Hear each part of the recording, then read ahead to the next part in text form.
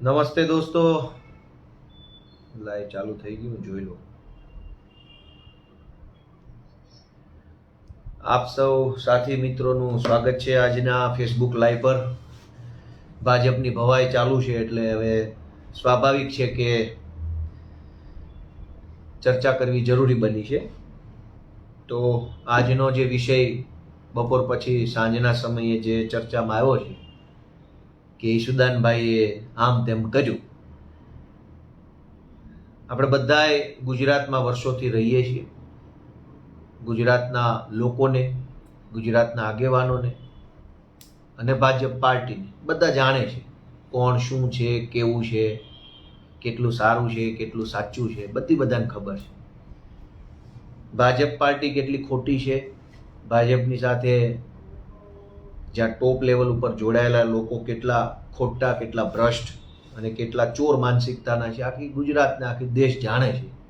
એ વાત અલગ છે કે સત્તાના નશામાં છે, પોલીસ અદાલતોની પાછળ છુપાયેલા ડરપોકો છે, એટલે મોટી મોટી ફાંકા ફોજદારીઓ કરે છે. બાકી સત્ય કેટલું છે બધા જાણે છે. હું એ દિવસની વાત કરું. આમ તો આપણે બધા સમજીએ છીએ આમાં કંઈ ખુલાસાની કે સ્પષ્ટતાની કે કંઈ ચોખવટ કરવાની કાંઈ જરૂર હોય એવો કોઈ વિષય જ નથી.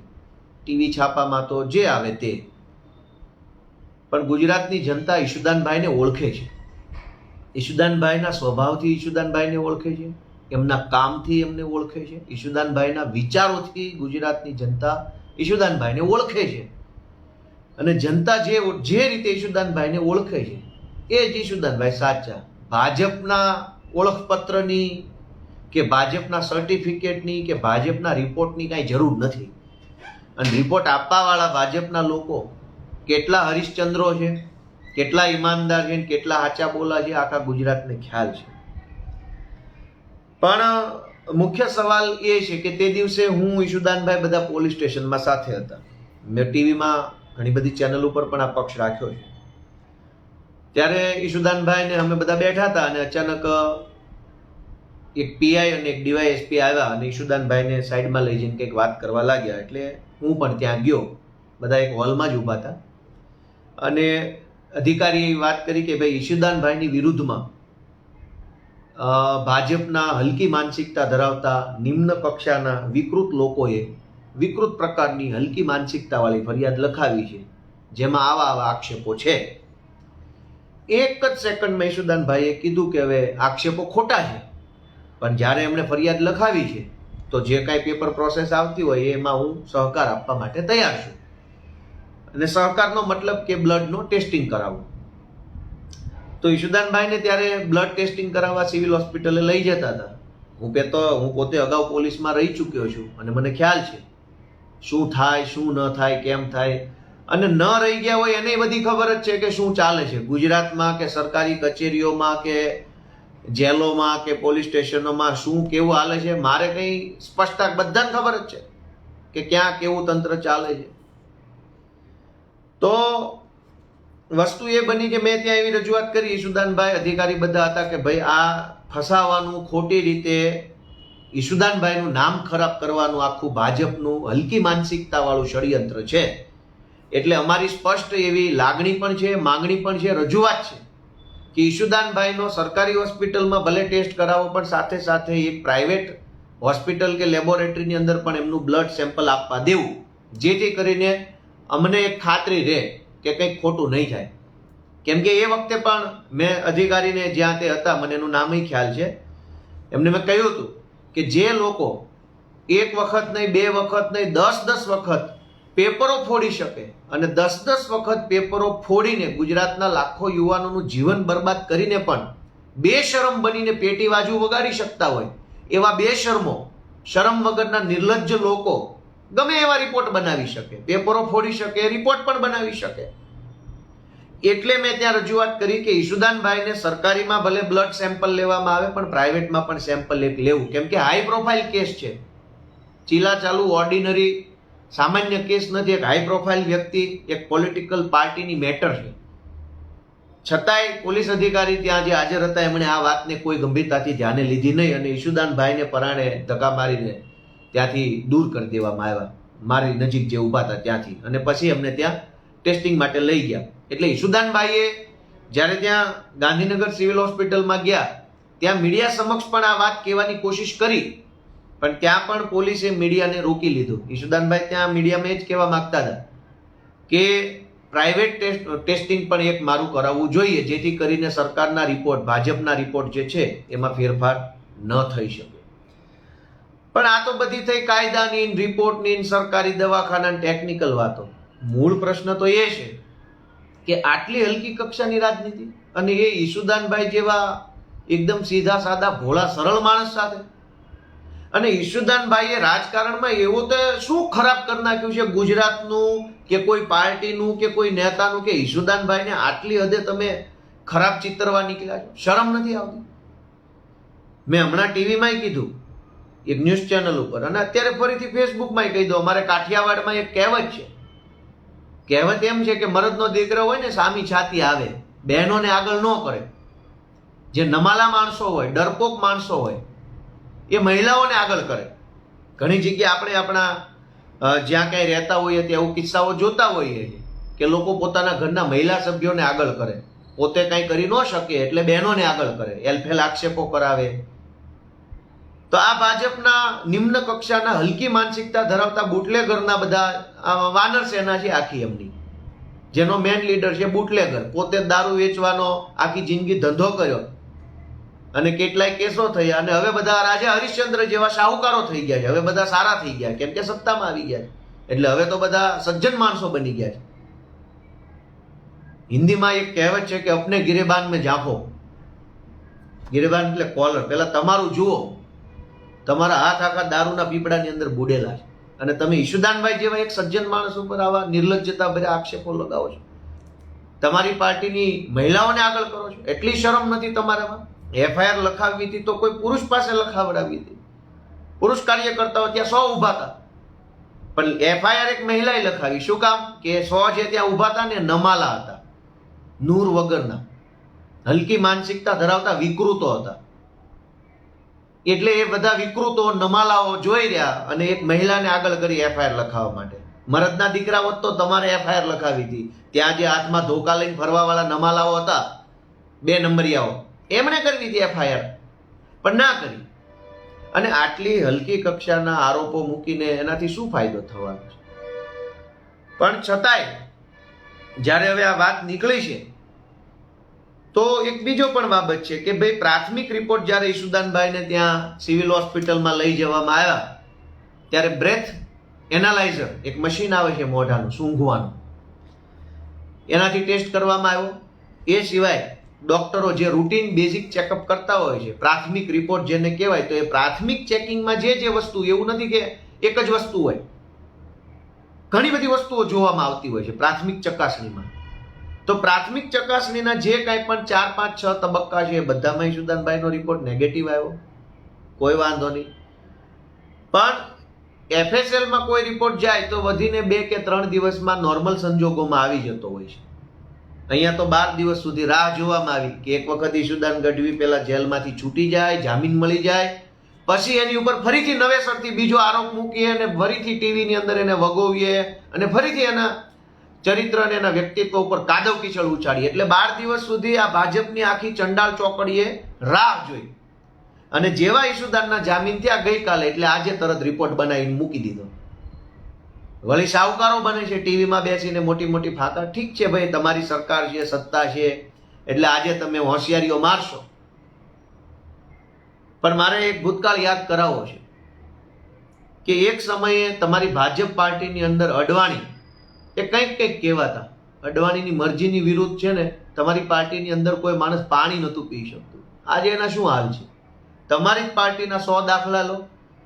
એક જમાનામાં વિજય રૂપાણી દમખમ નેતા કહેવાતા, અને તમારી આખી ભાજપની ગેંગ, આખી ચોર મંડળી છે વિજયભાઈ રૂપાણીની વાહવાહી કરતી. આજ વિજય રૂપાણીને શું હાલ છે? સમય બલવાન, નહીં મનુષ્ય બલવાન. એટલે આજે જે હોશિયારી મારવા વાળા છે, કમલમની અંદર ઘૂસીને મોટી મોટી ફાંકા ફોજદારી કરવા વાળા છે, તમારો સમય આવશે. અને ગુજરાતની જનતા બધું જોઈ રહી છે. સાચું ખોટું આખરે તો જનતાની અદાલતમાં નક્કી થવાનું છે. ટીવીમાં કે છાપામાં નક્કી નથી થવાનું. લોકો જોઈ રહ્યા છે કે ઈશુદાન ગઢવી કોણ છે. ઈશુદાન ગઢવી એટલે ખેડૂતો માટે અવાજ ઉઠાવનાર બાહોશ પત્રકાર. ઈશુદાન ગઢવી એટલે બેરોજગાર યુવાનો માટે અવાજ ઉઠાવનાર નીડર પત્રકાર. ઈશુદાન ગઢવી એટલે આઉટસોર્સિંગ, કોન્ટ્રાક્ટ કર્મચારીઓ, એસઆરપીના જવાનો, આશા વર્કર બહેનો, વેપારીઓ, મજૂરો, આ બધા માટે બાહોશીથી અવાજ ઉઠાવનાર એક કર્મવીર પત્રકાર, એનું નામ ઈશુદાન ગઢવી. અને મને એ નથી સમજાતું કે ઈશુદાન ગઢવી રાજકારણમાં જોડાયા એને હજુ સમજો કે માંડ અડધું વર્ષ થયું હશે. આ અડધા વર્ષમાં એણે નથી તો કોઈ એવી ખરાબ વાણી વર્તન કર્યું, નથી તો કોઈ પર્સનલી કોઈ એવું કંઈ ખરાબ કામ કર્યું, નથી તો એણે કોઈ પૈસા ખાઈ ગયા, નથી ભ્રષ્ટાચાર કર્યો, નથી કોઈ એવું વિવાદિત કામ કર્યું. છતાંય એટલું બધું ભાજપ વાળાને શું ઈશુદાન ગઢવીથી તકલીફ પડી ગઈ છે? એ તકલીફ એટલા માટે છે કે જ્યારે પત્રકાર હતા ત્યારે ઈશુદાન ગઢવીએ જે રીતે ગુજરાતની જનતાનો સાથ આપ્યો ત્યારે ભાજપ વાળાને બધાને તકલીફ પડતી હતી, પણ ચેનલની સામે બોલી નતા શકતા. એટલે આજે બદલાની ભાવનાથી ઈશુદાન ગઢવીએ ખેડૂતો માટે, વિદ્યાર્થીઓ માટે, બેરોજગારો માટે, બધા માટે મહામંથનના માધ્યમથી જે ગુજરાતની જનતાને જાગૃત કરવાનું કામ કર્યું, એનો બદલો આજે ઈશુદાન ગઢવી સાથે આ ભાજપના હલકી માનસિકતા ધરાવતા ગુંડા તત્વો દ્વારા લેવામાં આવ્યો છે. અને અમે તો વિપક્ષમાં છીએ, નવા છીએ, અનુભવી નથી, તમારી જેવા પ્યાધી ગયેલા નથી. અમારી બોલચાલમાં, વાણી વર્તનમાં કે અમારા કોઈ કાર્યક્રમમાં કદાચ કોઈ ભૂલ કે ચૂક હોઈ શકે છે, તો તમારે એના પ્રત્યે ધ્યાન દોરવું જોઈએ. પણ તમે તો વિશ્વની કહેવાતી સૌથી મોટી પાર્ટી છો અને છડક સાપ મવાલી પણ સારી ભાષા બોલે એના કરતા પણ હલકામાં હલકી ભાષા આજે ભાજપના પ્રવક્તાઓ બધા ટીવીમાં આવીને બોલતા હતા. આપણે ત્યાં એક એવી પણ કહેવત છે કે વજનદાર માણસ હોય ને નમે, જેની ઉપર વધુ ભાર હોય ને એ માણસ નમવો જોઈએ. સત્તા જેની પાસે હોય એ વિનમ્ર માણસ હોવો જોઈએ, સંયમી માણસ હોવો જોઈએ, સહનશીલ હોવો જોઈએ, કેમ કે એની પાસે સત્તા છે, એ જવાબદાર માણસ છે. આજે પેપર ફૂટ્યાનો જવાબ આપવાનો તો ઘરે ગયું. ઈશુદાન ગઢવી આમ, ઈશુદાન ગઢવી તેમ. ઈશુદાન ગઢવી પેપર ફોડીને પેટી બાજુ નથી વગાડતા ઘરે, પણ ઈશુદાન ગઢવી પોતાની સારામાં સારી નોકરી, કામ, ધંધો, રોજગાર, પરિવાર છોડીને આજે જેલમાં ગયા છે. અને જે ગુજરાતના લોકો માટે જે માણસ જેલમાં 12 દિવસ રહ્યા છે, જે માણસ એસી સિવાય રહ્યા નથી, સ્ટુડિયોમાં એસી અને ઘરે એસી, એવી સારામાં સારી જિંદગી જેણે જીવી છે, એ માણસ આજે 12 દિવસ નીચે પથારી કરીને સૂવે છે ગુજરાતની જનતા માટે. અને એને બદનામ કરવા નીકળ્યા છે ભાજપના 4 લુખાઓ. પણ કઈ વાંધો નહીં, સમય બળવાન છે, બધાનો સમય આવશે. તમારો સમય આવશે, આમ આદમી પાર્ટીનો સમય આવશે, વિજય રૂપાણીનો સમય હતો, આજે ગાયબ છે. નીતિન પટેલનો સમય હતો, આજે ગાયબ છે.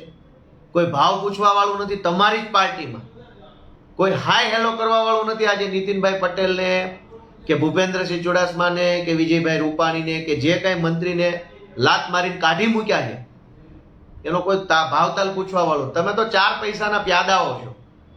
ટીવીમાં આવીને ગમે એવી બકલોલી કરો, પ્યાદાઓ છો તમે, 4 પૈસાના પ્યાદાઓ છો. તમારી તો ઓકાત નથી તમારી પાર્ટીમાં. પણ સમય આવશે તમારો, તમારા આકાઓનો, એની ઉપર બેઠેલા આકાઓનો બધાનો સમય આવશે. ઇતિહાસ યાદ રાખશે, અમે યાદ રાખશું. પણ સવાલ એ છે કે તમે ઈશુદાન ગઢવી જેવા આવા સારા સજ્જન માણસ ઉપર તમે આ રીતે જે આક્ષેપો કર્યા છે એ બહુ ખોટું છે.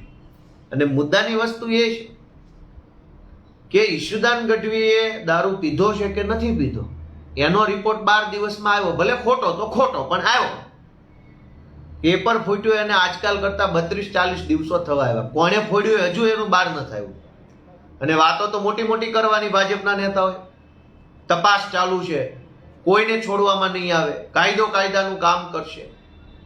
આવું સાંભળીને તો કાન ફૂટી ગયા. થાકી ગઈ ગુજરાતની યુવા પેઢી. કાયદાનું કામ કરશે. કાયદો તો ભાજપ વાળાને ફાયદાનું કામ કરે છે. એટલે જે કંઈ પણ હોય તે મારી તો ગુજરાતના યુવા દોસ્તોને વિનંતી છે કે દોસ્તો જોજો, સમય આવે ત્યારે કોની સાથે ઊભું રહેવું એ જોજો. ઈશુદાન ગઢવી આજે કોંગ્રેસમાંથી ધારાસભ્ય હોવા છતાં પણ લોકો ધારાસભ્ય પદમાંથી રાજીનામું આપીને ભાજપમાં જોડાઈ જાય છે.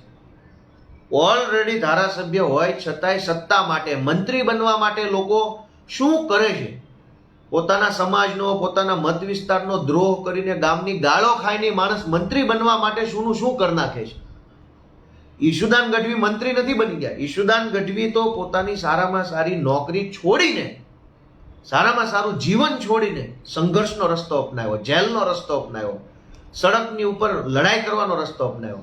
ઈશુદાન ગઢવી ધારે તો એ મંત્રી બની શકતા. એની એટલી તો લોકચાહના આજે છે કે એને મંત્રી પદ મળે. પણ ઈશુદાને સત્ય માટેનો સાથ આપ્યો, સત્યનો રસ્તો પકડ્યો, સંઘર્ષનો રસ્તો પકડ્યો. અને આ ભાજપવાળાની બળતરા એટલા માટે જ છે કે ઈશુદાન ગઢવી જેવો સારો માણસ આપમાં કેમ જોડાયો, અને એટલા માટે ઈશુદાન ગઢવીને બદનામ કરવા નીકળ્યા છે. પણ ગુજરાતની જનતા બધું જોઈ રહી છે. મારી યુવા દોસ્તોને એક નમ્ર વિનંતી છે કે યુવાનો માટે કોંગ્રેસ પાસે તો 40 ધારાસભ્યો છે. કમલમવાળા જ્યારે આ ઘટના બની ત્યારે ભાજપવાળા એમ કહે છે કે 500 લોકો આવ્યા હતા. એ 500 લોકો 500 હતા કે નહોતા એ તો કોઈને ખ્યાલ નથી, પણ એમ કહે છે કે આમ આદમી પાર્ટીના કાર્યકર્તાઓ હતા. 500 ધારો કે આમ આદમી પાર્ટીના કાર્યકર્તાઓ. આમ આદમી પાર્ટી તો ગુજરાતમાં નવી છે, નાની છે. કોંગ્રેસ પાર્ટી જો મજબૂત વિરોધ કરે તો કોંગ્રેસ પાર્ટી પાસે આજે 40-50 ધારાસભ્યો છે. ગુજરાતની 8 મહાનગરપાલિકામાં 2-2, 5-5, 10-10 કોર્પોરેટરો ચૂંટાયા છે. જિલ્લા પંચાયતના સભ્યો પણ ચૂંટાયા છે, તાલુકાના પણ ચૂંટાયા છે, નગરપાલિકાના ચૂંટાયા છે. કોંગ્રેસ પાર્ટી આજ જો ગુજરાતના યુવાનો માટે લડતી હોત તો એના તો ખાલી ચૂંટાયેલા જ 500 લોકો, 500 તો મિનિમમ હશે. એના હશે 1000 થી 2000 ચૂંટાયેલા લોકો હશે. આ ગઈ ચૂંટણીમાં સ્થાનિક સ્વરાજમાં કોંગ્રેસના 2000 જેટલા તો ખાલી ચૂંટાયેલા હશે, તાલુકામાં, જિલ્લામાં, નગરપાલિકામાં, મહાનગરમાં. જો કોંગ્રેસ પાર્ટી ગુજરાતની જનતા માટે લડતી હોત તો ખાલી એના ચૂંટાયેલા 500 લોકોને લઈ જઈને કમલમ ઘેરી લેવાની જરૂર હતી. પણ એ તો બધો ભાગ બટાઈનો ધંધો છે, સેટિંગ થઈ ગયું છે. પણ આમ આદમી પાર્ટીના તો ખાલી ચૂંટાયેલા 27 કોર્પોરેટરો જ છે સુરતમાં, છતાંય 500 કાર્યકર્તાઓ, બાહોશ, હિંમતવાન, નીડર કાર્યકર્તાઓએ જઈને એક રજૂઆત કરી. અને આ બે પાર્ટીમાં ફરક છે, કોંગ્રેસમાં, આપમાં અને ભાજપમાં આ ફરક છે. એટલે મારી વિનંતી છે કે એક પણ ચૂંટાયેલો ધારાસભ્ય ન હોવા છતાં પણ માનનીય ઈશુદાનભાઈ ગઢવીએ જે રીતે યુવાનોની લડાઈ લડવા માટે આગળ આવ્યા, જેલમાં ગયા, આવા ખોટા આરોપોનો સામનો કર્યો, ખરા સમયે એમને સાથ આપજો. ભાજપવાળા આજે સત્તાના નશામાં ચકનાચૂર છે. ઈશુદાનભાઈએ દારૂ નથી પીધો, પણ ભાજપના હલકી માનસિકતા ધરાવતા વિકૃત આખી ચંડાલ ચોકડી છે, સત્તાનો દારૂ પી ગઈ છે, સત્તાનો નશો ચડી ગયો છે. અને જનતાની અદાલતમાં એનો રિપોર્ટ પોઝિટિવ આવી ગયો છે કે આ લોકો સત્તાનો નશો કરીને બેઠા છે. જ્યાં જાવ ત્યાં દાદાગીરી કરવાની, જ્યાં જાવ ત્યાં ખોટી ફરિયાદો કરવાની, ગમે તેની વિરુદ્ધમાં ખોટા કેસો દાખલ કરવાના, જેલમાં પૂરી દેવાની, ધમકી મારવાની, લડાઈનો મૂળ મુદ્દો હોય એ સાઈડમાં લઈ જવાનો, બીજા મુદ્દા ઉપર આખું ફંટાવી દેવાનું. ઈશુદાન ગઢવીએ દારૂ પીધો કે ન પીધો એ તો જે રિપોર્ટ આવ્યો નથી આવ્યો એની ચર્ચા થઈ ગઈ. હવે તમે એનો જવાબ આપો. પેપર ફોડ્યું કોણે? 1 વાર નહીં 9 વાર પેપર ફૂટ્યું છે, તો કોણે ફોડ્યું? એનો જવાબ આપવા માટે એકેય ભાજપવાળાની ઓકાત નથી. CR પાટીલનો છોકરો જિગ્નેશ પાટીલ, ઉમરા પોલીસ સ્ટેશનમાં એની ઉપર FIR થઈ 2009માં દારૂ પીવા બાબતની, 23 વર્ષની ઉંમરે. આજ દિવસ સુધી એનો FSL નો રિપોર્ટ નથી આવ્યો. 2009, 10, 11, 12 ને આજે 22 ચાલુ થઈ ગયું, હજુ સુધી FSL રિપોર્ટ નથી આવ્યો, કોર્ટમાં કેસ નથી ચાલ્યો. કેમ ભાઈ? એટલે વળી પાછા ટીવીમાં બેસીને પ્યાદાઓ, 4 પૈસાના બધા રમકડાઓ ટીવીમાં આવીને એવી વાતો કરે છે કે FSL નો રિપોર્ટ ખોટો ન બને. તો કોને સમજાવવા નીકળ્યા છો? જેણે એક પણ રસીનો ડોઝ ન લીધો હોય એને 2 ડોઝના વેક્સિનના સર્ટિફિકેટો બની જતા હોય તો FSL નો રિપોર્ટ ખોટો નહીં બને? કેટલાય કિસ્સાઓ છાપે ચડી ચૂક્યા છે કે જેણે રસી લીધી જ નથી એનો રસીનો રિપોર્ટ બની ગયો, વેક્સિન થઈ ગઈ. વેક્સિનના જો કેસો ખોટા બની જતા હોય તો FSL ના કેસ ખોટા કેમ ન બને? કેમ રિપોર્ટ ખોટા ન બને? એટલે આવા ખોટા. અને મને તો એક ભાઈએ બહુ સરસ વાત કરી કે આ ભાજપ વાળાને બધી વાતમાં દારૂ કેમ દેખાય છે? ઈશુદાન ગઢવીએ દારૂ પીધો ને અહીંયા દારૂ ને ત્યાં દારૂ, કેમ કે એનો પ્રમુખ જ બુટલેગર છે. હવે બુટલેગરની આખી ગેંગ છે. આ સેનાપતિ બુટલેગર, એની સેનાની આખી બધી બુટલેગરોની ગેંગ ભેગી થઈ છે. એટલે જે હોય તે, ઈશુદાન ગઢવી 1000 વખત નિર્દોષ છે. ઈશુદાન ગઢવી 1000 વખત લોકસેવક છે. ઈશુદાન ગઢવી ગુજરાતની જનતાએ પોતે સ્વીકારેલા લીડર છે.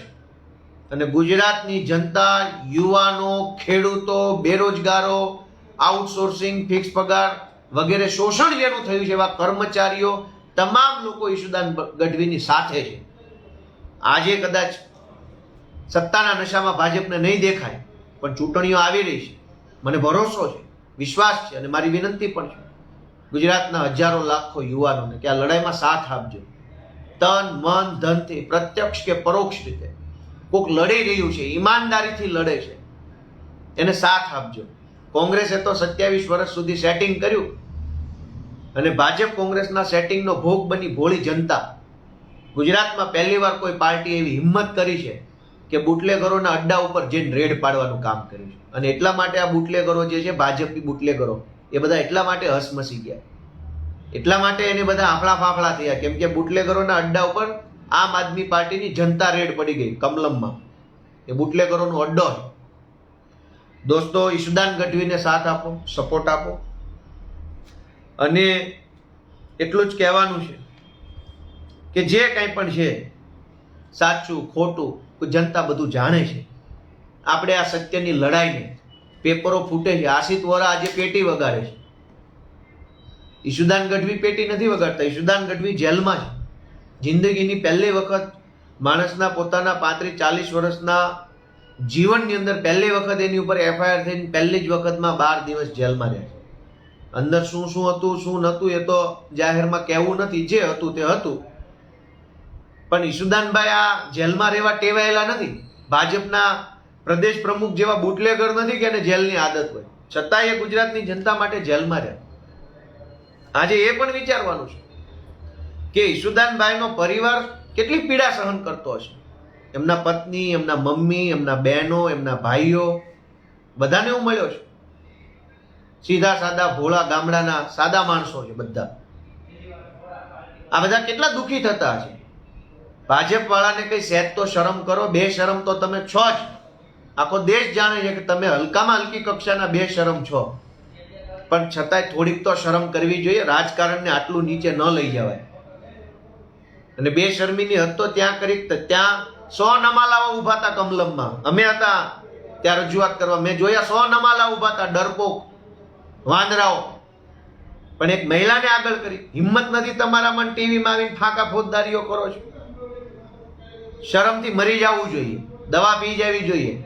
100 નમાલાઓ હાથમાં ધોકા લઈને ફાંકા ફોજદારી દાબવા નીકળ્યા હતા. તો ફરિયાદ કરતી વખતે કેમ તમારા એમ હિંમત નો આવી કે એક પુરુષ ફરિયાદ કરે? એક મહિલાને આગળ કરી, મહિલાનો ઉપયોગ કરો છો તમારી પાર્ટીની. શરમ આવવી જોઈએ નમાલાઓને. 100 નમાલા ત્યાં ઉભા હતા પગથિયા ઉપર હીરો બનવા માટે. હીરો બનવું હોય તો સામી છાતીએ બનાય, બહેનોને મહિલાઓને આગળ કરીને ન બનાય. એટલે જે હોય તે, વિજય રૂપાણીના દિવસો ભરાઈ ગયા, પૂરા થઈ ગયા. માનની આનંદીબેનના દિવસો પણ ભરાઈ ગયા, પૂરા થઈ ગયા. કોઈ અજર અમર રહ્યું નથી. તમારો સમય આવશે. આજ ગુજરાતની જનતા, આજ યુવાનો, આજ પેપર ફોડવાથી જેનું ભવિષ્ય બરબાદ થયું છે, એ ભોગ બનનાર યુવાનો, એમના પરિવારજનો તમને તમારી ઓકાતને, હેસિયત 2022માં બતાવશે. બસ તમે ધીરજ રાખો. અમે ધીરજથી, સહનશક્તિથી, સંયમથી અમારું કામ ચાલુ રાખીશું. આ આંદોલન, આ લડાઈ, આ મુવમેન્ટ ચાલુ રહેશે. અને હવે તમને પૂરો ભરોસો છે કે દારૂ પીધું છેડતી સુધી તો પહોંચી ગયા છે. હવે નેક્સ્ટ આરોપ સીધો ડ્રગ્સ પીધું અને બળાત્કાર કર્યો ત્યાં જ આવશે. કેમ કે દારૂ સુધી પહોંચી ગયા. દારૂથી ઉપર હવે નેક્સ્ટ જ્યારે આંદોલન થશે તે કહે છે ડ્રગ્સ પીધું, નાર્કોટિક ડ્રગ્સ પીધું, હેરોઇન પી ગયા, આ પી ગયા, કોકેન પી ગયા, બળાત્કાર કર્યો ત્યાં સુધી હવે પહોંચવાના. કેમ કે અહીંયા તો પહોંચી ગયા. બે શરમ તો છો જ. તમારી પાર્ટીની મહિલાઓને આગળ કરતા તમને શરમ ન આવી, એટલા બેશરમ છો. એટલે ઈશુદાન ગઢવીને બદનામ કરવાના જેટલા પણ તમે કાવતરા કરશો, એટલી તમારી હલકી માનસિકતા અને તમારા મા બાપના અને તમારી પાર્ટીના સંસ્કારો તમે જાહેર કરી રહ્યા અને આ ચાલુ જ રાખજો. આવી રીતે બદનામ કરવાનું, જેથી કરીને તમારા મા બાપે અને તમારી પાર્ટીએ તમને કેવા નલિયાના ઉચ્ચ સંસ્કારો આપ્યા છે એ બધાને આખા ગુજરાતને ખ્યાલ આવે. બસ આટલી જ વાત કહેવી છે. ઈશુદાનભાઈ ગઢવી ની અમે સાથે છીએ. ઈશુદાનભાઈ ગઢવી આગળ વધે, આખા ગુજરાતની તમામ જનતા માનનીય ઈશુદાનભાઈ ગઢવીની સાથે છે. એટલી જ વાત સાથે જય ભારત, આમ આદમી પાર્ટી જિંદાબાદ.